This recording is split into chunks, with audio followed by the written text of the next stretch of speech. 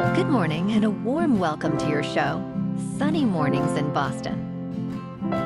I'm your host, Melissa, and it's Tuesday, October 28th. You'll be interested to know. Today is National Chocolate Day. This decadent day celebrates chocolate's rich history from ancient cacao ceremonies to modern treats, inspiring chocolatiers, home bakers, and candy lovers to share joyful bites. Join a sweet celebration with friends or savor a quiet chocolate tasting at home. And don't forget to indulge and celebrate. So now you know. And now, it's time for the weather report. This morning, it's partly sunny, and it feels like 34 degrees with 9-mile-per-hour wind. The sunset will take place at 5:40, and it will rise again tomorrow at 7:14. It looks like we're in for a mostly sunny day with a high near 55 and a gentle north wind around 10 to 14 miles per hour. Tonight, expect a chance of rain showers after 9 p.m., mostly cloudy skies with a low of 45 and a northeast wind near 10 miles per hour. For all you beach runners out there, the first low tide Tuesday will be just before 10:30, with a high tide at 4:30. The nearshore buoy at Cape Cod Bay reads 57 degrees for the water temperature. Looking ahead in the weather. Wednesday will be mostly cloudy with a chance of showers and a high near 54, with a northeast wind around 12 miles per hour and rain chances increasing into the night. Thursday brings steadier rain with gusty northeast winds up to 24 miles per hour. Then showers and thunderstorms continue into Friday with highs near 61 and a southwest breeze. A drier Saturday is mostly sunny and breezy with highs near 58 and gusts near 30 miles per hour. Then nights cool into the low 40s. Bonjour, food enthusiasts. This podcast is brought to you by Versailles Cafe and Pastries in Encinitas.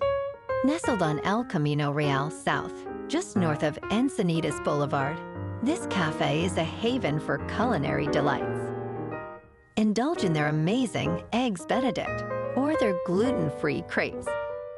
You can grab a panini for lunch or just breeze on through to get your morning coffee. They are open every day from 8 to 5. So stop on by and don't forget to tell them Sunny Morning sent you. In local news, on Monday morning, a cruise ship grappling with a serious norovirus outbreak docked in Boston. The Oceania Insignia, which had recently been in Portland, Maine, arrived around 8 a.m.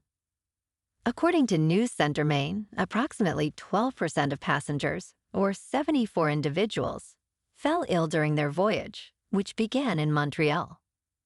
Concerns were raised in Maine about the ship's impact on local hospitality workers who frequently interact with visitors. Community leader Joan Lockdove advocates for an alert system to inform residents about sick passengers on visiting vessels.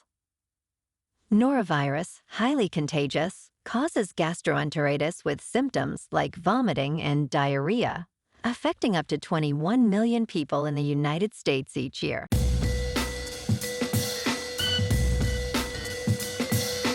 Now on to sports. The National Basketball Association is facing a gambling crisis after a sitting head coach, a current player, and a former player were all arrested in connection with 2 federal indictments related to illegal gambling on games and rate poker games that had mafia ties. Portland Trail Blazers coach Chauncey Billups, Miami Heat guard Terry Rozier, and former NBA player Damon Jones are facing criminal charges. Federal authorities allege the extensive scheme spanned years, involving more than 30 co-defendants. Billups and Rozier have been placed on immediate leave from their teams. And last night on Monday Night Football, the Chiefs blew out the Commanders in Kansas City 28-7. Patrick Mahomes was 25 for 34 with 299 passing yards, 3 touchdowns, and 2 interceptions. The Chiefs are now 5-3 after their rough start, and the Commanders fall to 3-5. Now, on to the World Series. In an extra inning nail-biter, the Dodgers were able to outlast the Blue Jays, winning 6-5 to take the series lead 2-1. Freddie Freeman was the hero, with a homer in the bottom of the eighth. Game 4 is tonight, remaining in Los Angeles, with Bieber facing Ohtani at 8 Eastern on Fox. In local sports, and Fernie Simons made 6 three-pointers and scored 25 points, leading the Celtics to their first win of the season as they pulled away to beat the New Orleans Pelicans 122-90. Peyton Pritchard contributed 18 points for the Celtics, who outscored the Pelicans 31-4 in the final 9 minutes and 14 seconds after leading by just 5. Simons added 12 points in the fourth quarter for Boston, which had previously dropped its first 3 games. Luka Garza had 16 points, while Jaylen Brown and Josh Minott finished with 15 points each. Poole's three-pointer cut the deficit to 91-86 early in the fourth quarter, before Simons made 3 three-pointers and Sam Hauser added 2 during Boston's powerful finish. Next up, the Celtics will host Cleveland on Wednesday. In top news, Hurricane Melissa, with no relation to me, by the way, has made its way to Jamaica after strengthening to a Category 5 storm with sustained winds of 175 miles per hour. Authorities have started mandatory evacuations across the island as they move to close the nation's airports. More than 800 emergency shelters have opened, following extensive damage in Haiti and the Dominican Republic. Matthew Capucci, a senior meteorologist at MyRadar, emphasizes that this will be an unprecedented event for Jamaica. The storm could lead to widespread destruction, flooding, and long-lasting humanitarian crises.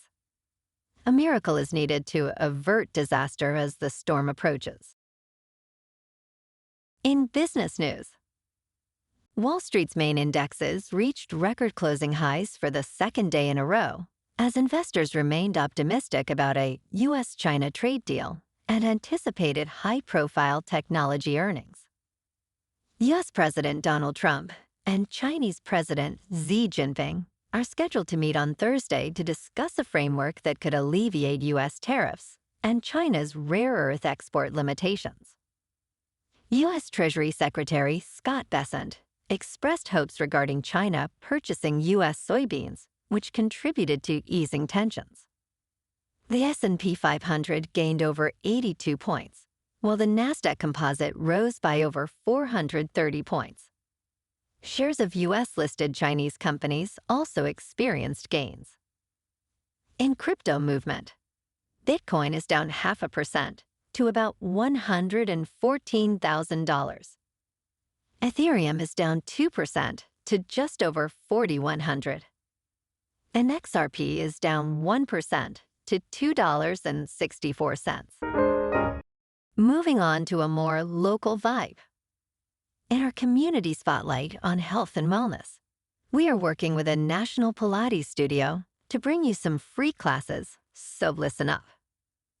Check out Club Pilates, with several locations in the Boston area. Pilates presents a comprehensive wellness approach, cultivating strength, reducing tension, and elevating mental well-being. Scientific research affirms its benefits. So now you can check out Club Pilates for a free class. With locations in Canton, Wellesley, Hingham, Brookline, and Framingham, just be sure to tell them Sunny Morning sent you by. And now, back to the show. Let's talk tech. Amazon plans to lay off as many as 30,000 workers, starting as early as Tuesday, according to sources familiar with the matter. This latest cost-cutting move aims to slim down the company and conserve cash.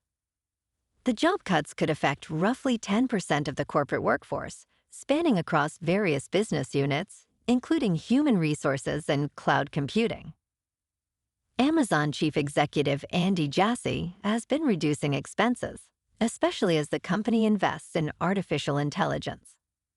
These layoffs would be the largest since 2022, when around 27,000 roles were eliminated. Amazon is also leveraging technology to boost efficiency and reduce the need for human workers. And in entertainment news, the new biopic Springsteen, Deliver Me From Nowhere, starring Jeremy Allen White, has struggled at the box office, making just $9 million during its opening weekend in North America. Despite Bruce Springsteen's iconic status, the film fell short of its $55 million budget. Experts suggest Springsteen's clean image may have hindered its success, as his life lacks the dramatic peaks of other musical icons. With mixed reviews, the film is unlikely to compete for awards, contrasting with successful biopics like Bohemian Rhapsody. The top film this weekend was Chainsaw Man, an anime that earned $17 million, showcasing the growing popularity of Japanese animation. Well, alrighty folks, it's time for the quote of the day.